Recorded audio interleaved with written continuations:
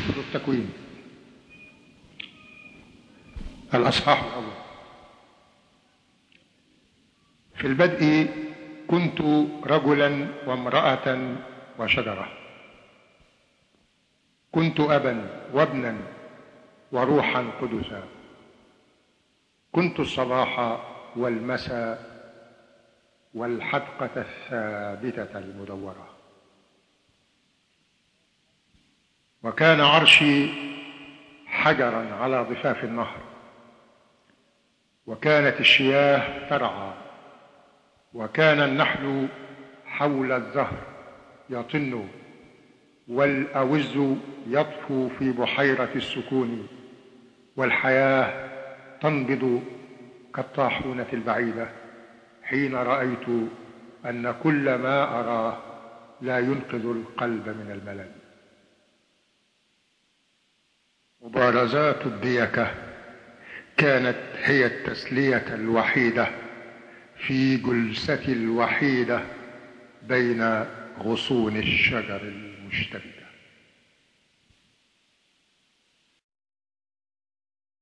الأصحاح الثاني.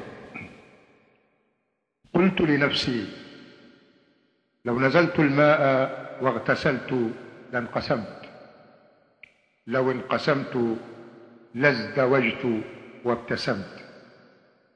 وبعدما استحممت تناسج الزهر وشاحا من حرارة الشفاه، لففت فيه جسدي المصطك، وكان عرشي طافيا كالفلك، ورف عصفور على رأسي وحط ينفض البلل. حدقت في قرارة المياه، حدقت كان ما أراه وجهي مكللا بتاج الشوك.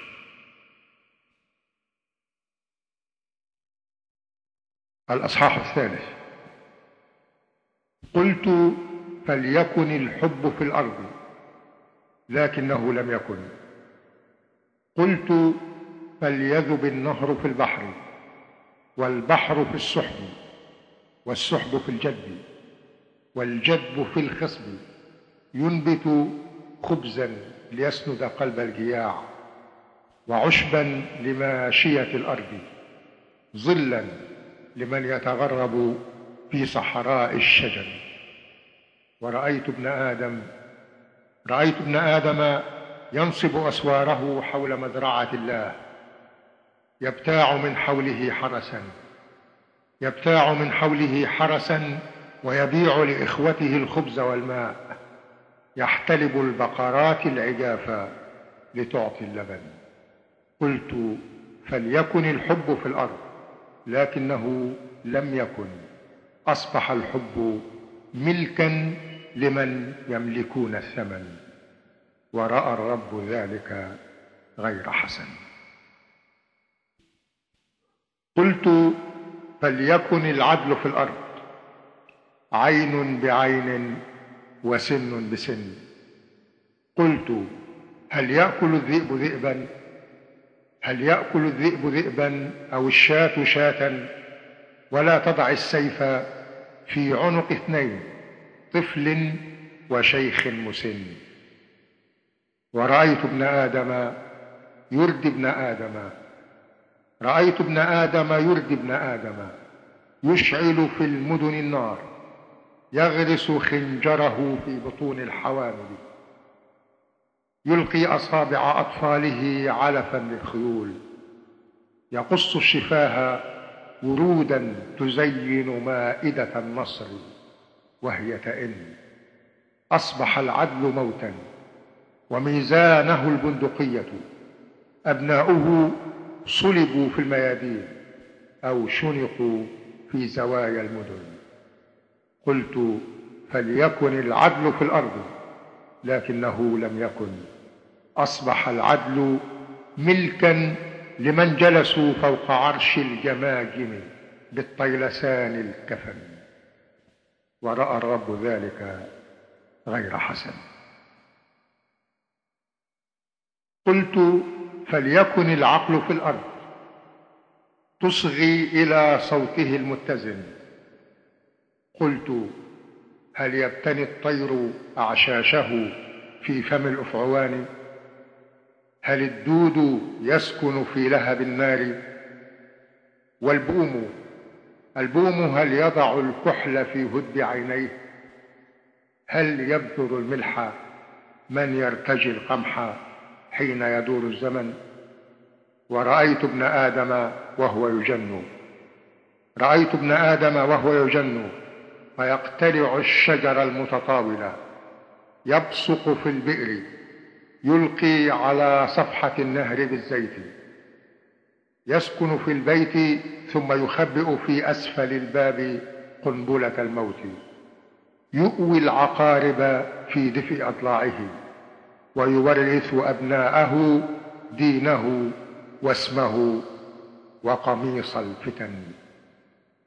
أصبح العقل مغتربا يتسول، يقذفه صبية بالحجارة، يوقفه الجند عند الحدود، وتسحب منه الحكومات جنسية الوطني، وتدرجه في قوائم من يكرهون الوطن. قلت: فليكن العقل في الأرض، لكنه لم يكن. سقط العقل في دورة النفي والسجن حتى يجن، ورأى الرب ذلك غير حسن. الأصحاح الرابع. قلت: فلتكن الريح في الأرض تكنس هذا العفن. قلت: فلتكن الريح والدم. تقتلع الريح هسهسة الورق الذابل المتشبث،